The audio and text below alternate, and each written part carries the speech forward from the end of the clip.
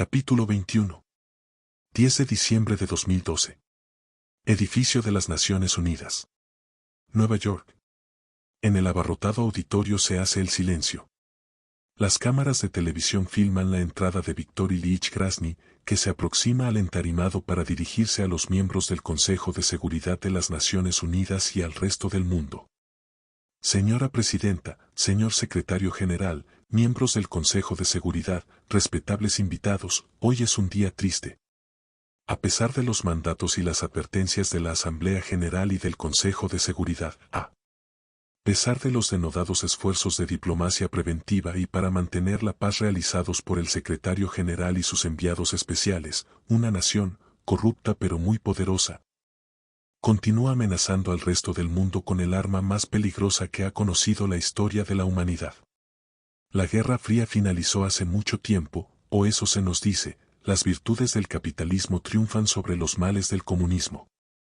Mientras las economías de Occidente continúan creciendo, la Federación Rusa lucha por reconstruirse.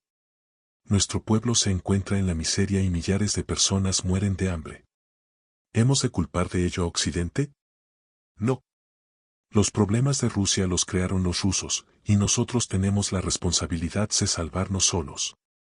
Los angelicales ojos azules proyectan una mirada de inocencia hacia la cámara. Yo soy un hombre de paz. Por medio de la diplomacia de las palabras he persuadido a nuestros hermanos árabes, serbios y coreanos de que depongan las armas contra sus jurados enemigos. Porque sé y estoy convencido en el fondo de mi corazón de que la violencia no resuelve nada y de que los males del pasado no se pueden deshacer. La moralidad es una decisión personal.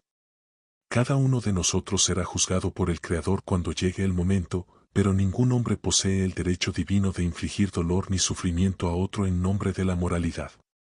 Los ojos de Grozny adquieren una expresión de dureza. Quien esté libre de pecado que arroje la primera piedra. La Guerra Fría terminó, pero en cambio Estados Unidos, en virtud de su fuerte economía y su poderío militar, sigue vigilando al mundo, decidiendo si la política de otra nación tiene solidez moral. Igual que un matón de escuela, América cierra los puños y amenaza con ejercer la violencia, todo en nombre de la paz. Estados Unidos, el hipócrita más poderoso del mundo, arma a los oprimidos hasta que estos se vuelven opresores. Israel, Corea del Sur, Vietnam, Irak, Bosnia, Kosovo, Taiwán, ¿cuántos más deben morir para que Estados Unidos se dé cuenta de que esa amenaza de violencia tan solo engendra más violencia, de que la tiranía, disfrazada de la mejor de las intenciones, sigue siendo tiranía? Los ojos se suavizan. Y ahora el mundo es testigo de una nueva clase de amenaza. Ya no es suficiente poseer la fuerza de ataque más sofisticada de la historia, no es suficiente el dominio del espacio, no es suficiente la implantación del escudo de defensa antimisiles. Ahora, los capitalistas cuentan con una nueva arma, una que cambia las reglas de la paralización de las armas nucleares. ¿Por qué continúa Estados Unidos realizando ensayos de esas armas y negando toda responsabilidad? ¿Es que el presidente de Estados Unidos nos toma a todos por tontos? ¿Sirven sus excusas para serenar los delicados nervios de los ciudadanos de Australia y de Malasia? ¿Dónde tendrá lugar la próxima detonación? ¿En China? ¿En la Federación Rusa? O quizá en Oriente Próximo, donde se encuentran 3 portaaviones norteamericanos con sus respectivas flotas, preparados para atacar, todo en nombre de la justicia.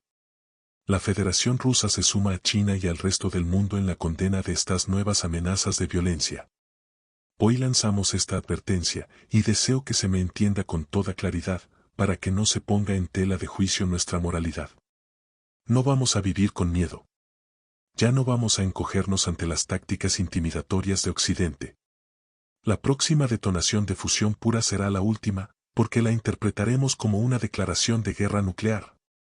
La Asamblea estalla en un pandemonium que ahoga las protestas de los delegados de Estados Unidos, mientras los guardias de seguridad de Viktor Grozny se apresuran a sacar a este del edificio. Ciudad de Piste. 2 km al oeste de Chichén Itzá. Península del Yucatán. Dominique Vázquez abre los ojos al oír el cloqueo de unas gallinas.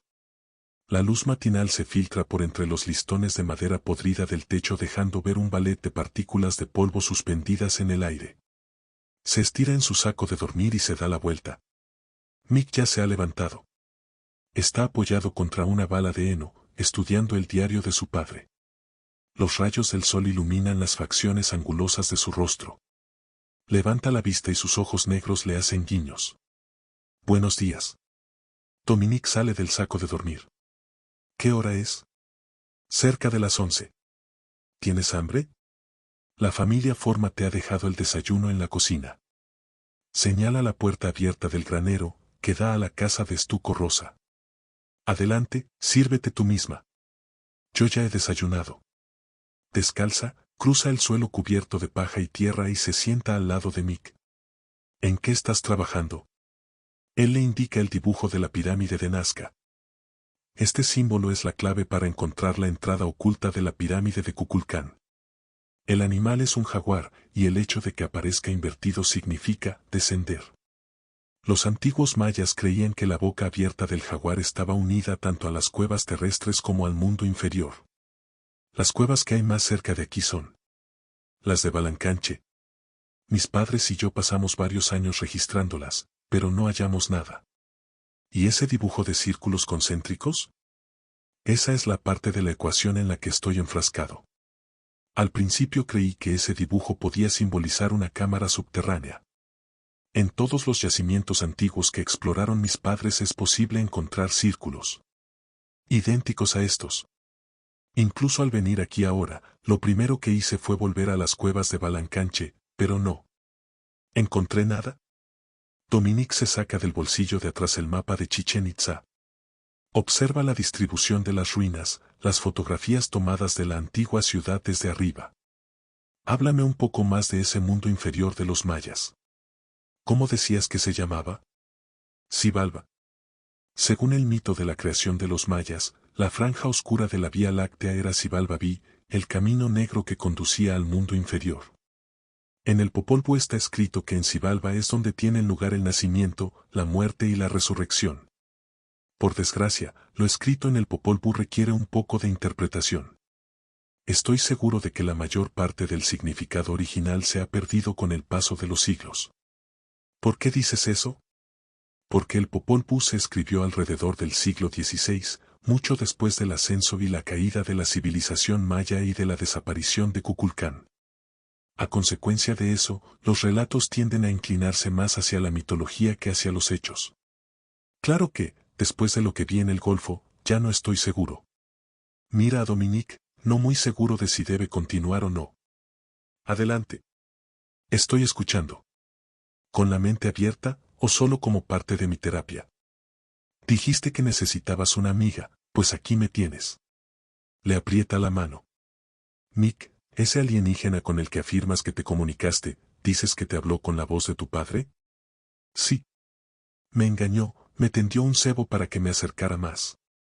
Mira, no te enfades, pero en la historia de la creación que narra el Popol Vuh, ¿no me contaste que eso mismo le ocurrió a, ¿cómo se llamaba?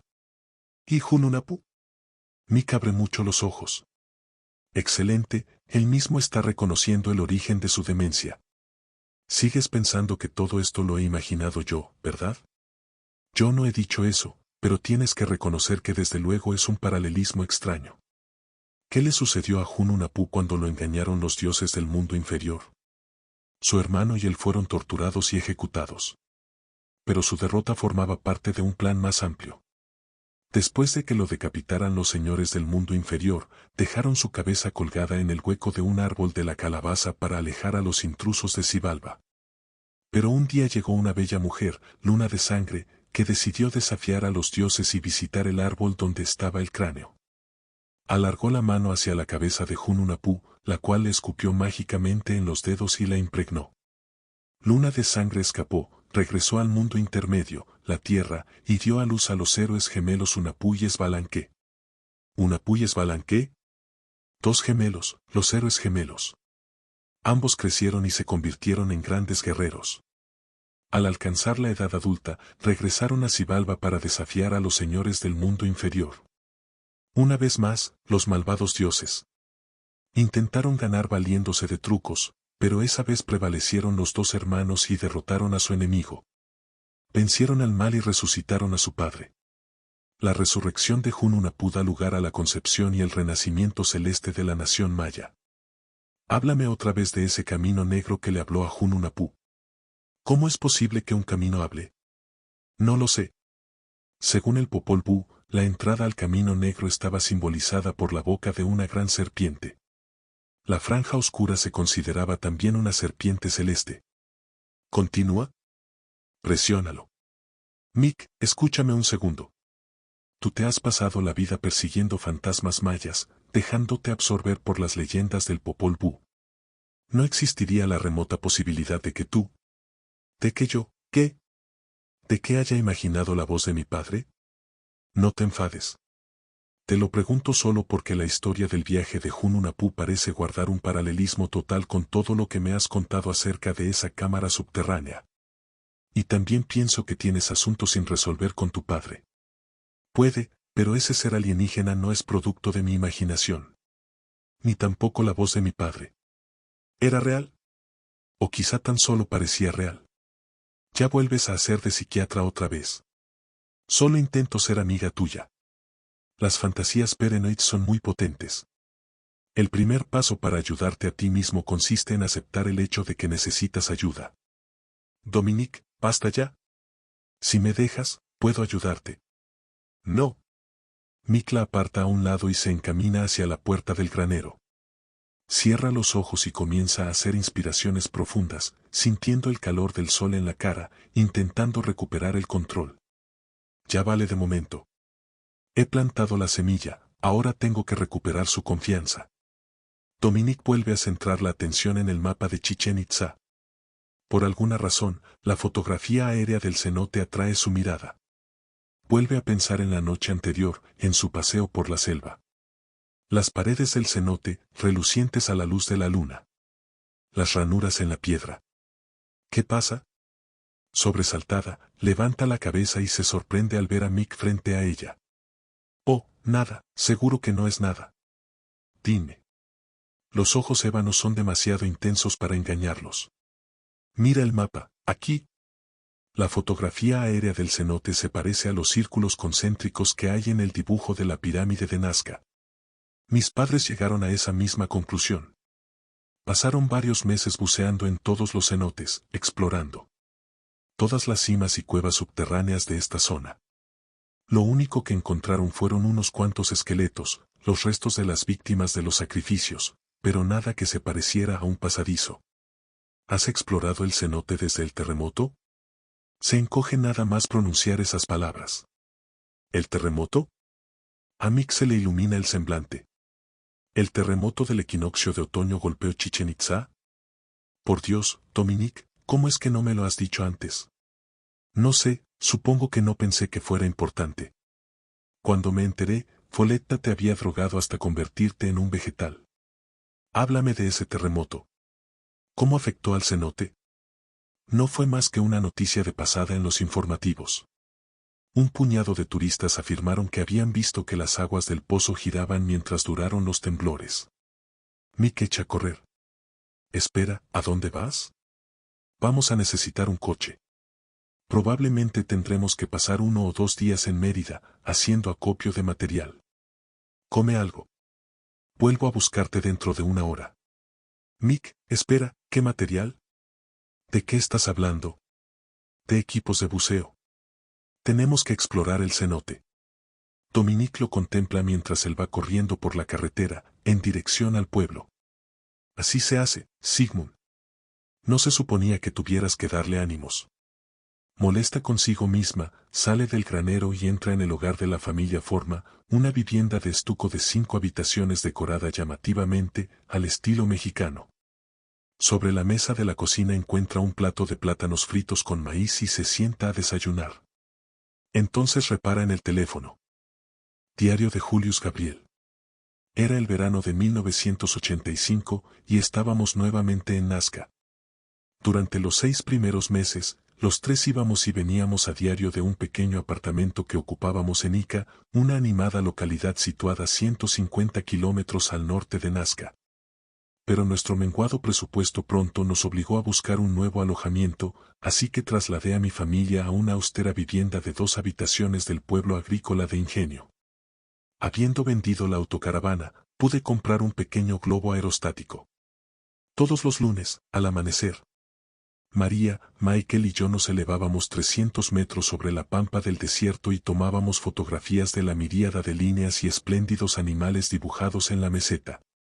El resto de la semana lo dedicábamos a llevar a cabo un concienzudo análisis de las fotos, las cuales esperábamos que revelaran el mensaje que tal vez nos indicara cómo entrar en la pirámide de Kukulcán. El abrumador problema que entraña traducir los dibujos de Nazca consiste en que hay muchas más pistas falsas que auténticas. En ese lienzo desértico proliferan cientos de figuras de animales y miles de formas como si fueran grafiti prehistóricos, y en su mayoría no fueron creados por el artista original de Nazca.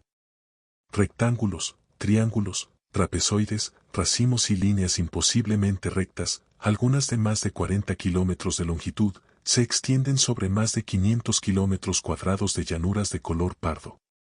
Si a eso le añadimos las figuras humanoides que aparecen talladas en las colinas circundantes, se comprende el tormento que suponía nuestra tarea. De todos modos, con el tiempo nuestros esfuerzos ayudaron a separar los dibujos que considerábamos más vitales del resto de las inscripciones de la pampa peruana.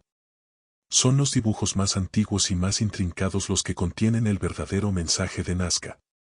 La fecha de su creación tan solo podemos imaginarla, pero sabemos que tienen al menos 1500 años de antigüedad.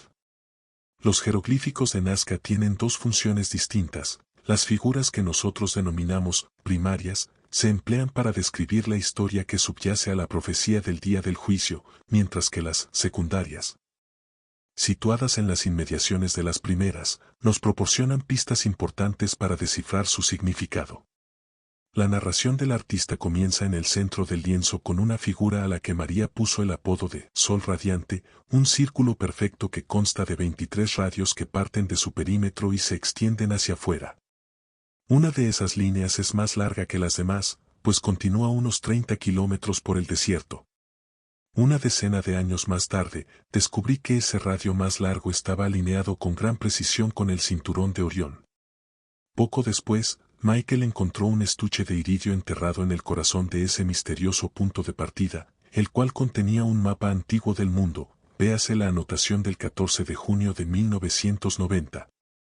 Dicho pergamino parece identificar la península del Yucatán y el Golfo de México como el campo de batalla en el que ha de tener lugar el próximo Armagedón. Muy cerca del Sol Radiante se encuentra la araña. El género específico al que pertenece, Riccinulei, es uno de los más raros del mundo, y solo se halla en algunas de las áreas más inaccesibles de la selva amazónica. Al igual que las ballenas y el mono, la araña de Nazca es otra especie no indígena del desierto peruano. Por esta razón, consideramos que se trataba de una figura direccional, en este caso de naturaleza celeste. Resulta que la araña es un marcador terrestre de increíble precisión, diseñado para guiar al observador, una vez más, hacia la constelación de Orión. Las líneas rectas de este arácnido están orientadas de tal manera que reproducen la declinación cambiante de las 3 estrellas que forman el cinturón de Orión. Las mismas 3 estrellas que emplearon los egipcios para alinear las pirámides de Giza. Alrededor del Sol Radiante, salpicados por la meseta, hay más de una decena de peculiares dibujos de criaturas depredadoras provistas de alas. Nótese que no me refiero a los dibujos, más recientes, del colibrín y del pelícano, 2 especies indígenas de la zona, sino a una serie de seres de aspecto infernal cuya apariencia aún sigo sin poder identificar. Estas misteriosas criaturas dotadas de garras proliferan en el lienzo de Nazca, y todavía me siento perplejo respecto de qué función pueden desempeñar. La figura zoomórfica más larga de la meseta es la serpiente, que mide 188 metros. Por desgracia, una gran parte de los detalles de este dibujo han desaparecido debido a la autopista panamericana, que cruza por mitad de su torso. La presencia de la serpiente en la pampa puede simbolizar la franja oscura de la Vía Láctea, y, una vez más, su proximidad a la pirámide de Nazca, al igual que el mono y las ballenas, puede que sea un indicador que nos envía a Chichén Itzá, una ciudad maya dominada por la imagen de la serpiente emplumada. la cola de la serpiente, igual que el sol radiante y la araña, está orientada hacia Orión. Existen varios dibujos más que destacan como piezas de la profecía maya. El último que voy a mencionar, y también nuestro favorito, es la figura que denominamos el astronauta de Nazca. Baste decir que la presencia de este ser extraterrestre de 2000 años de antigüedad supuso un consuelo durante todo el tiempo que pasamos en la Pampa, un convincente recordatorio de que no estamos solos en nuestra búsqueda. Al menos en espíritu. Este varón humanoide de rasgos parecidos a los de un búho, adornado con uniforme y botas, tiene la mano derecha levantada en lo que solo se podría interpretar como un gesto de amistad. Claramente separado del resto del mensaje de Nazca, el extraterrestre gigante aparece dibujado en una de las laderas de igual modo que la firma del artista en un margen del cuadro. 23 de diciembre de 1989. Tras más de 4 años de trabajo en el desierto de Perú, he decidido llevar a mi familia a visitar el más impresionante de todos los dibujos antiguos, el Tridente de Paracas. Situada 160 kilómetros al norte de la desértica Pampa, esta figura, a menudo llamada el candelabro, nunca ha sido asociada oficialmente con los dibujos de Nazca, aunque su intrincado dibujo, su tamaño y su antigüedad la definen fácilmente como una obra de nuestro artista misterioso. El creador del tridente escogió inscribir este colosal símbolo en la ladera entera de una montaña que da a la Bahía de Paracas. Esta espléndida figura consiste en un candelabro de 3 brazos parecido al tridente de un demonio, excepto por el detalle de que las puntas, todas vueltas hacia arriba, han sido embellecidas con unos dibujos en forma de pétalos.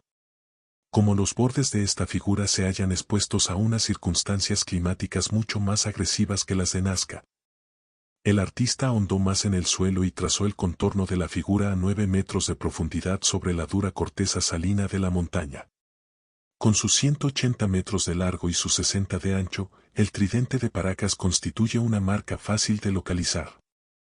Recuerdo aquel fatídico día de diciembre en el que nos encontrábamos los tres contemplando ese antiguo indicador desde nuestro barco. Cuando a nuestra espalda el sol poniente adquirió un color carmesí, el suelo cristalino del tridente comenzó a centellear bajo el crepúsculo y a prestar al contorno de dicha figura un brillo rojo casi luminiscente. Ese efecto pareció reavivar a María, que rápidamente hizo la conjetura de que el candelabro debía de haber sido colocado allí para servir de indicador que condujera a nuestra civilización hacia el desierto de Nazca. Esa idea me hizo pensar en el Arco de San Luis, la simbólica puerta de entrada al corazón de América. Estaba a punto de expresar eso en voz alta cuando de pronto mi amada se dobló sobre sí misma, presa de un insoportable dolor, y dejó escapar un terrible gemido. Y a continuación, ante la mirada horrorizada mía y de Michael, María se desplomó inconsciente sobre la cubierta. Extracto del diario del profesor Julius Gabriel. Ref. Catálogo 1985 a 1990, páginas 31 a 824. Disquetes 8 y 9 de fotos, nombre de archivo, Nazca. Fotos 34 y 56.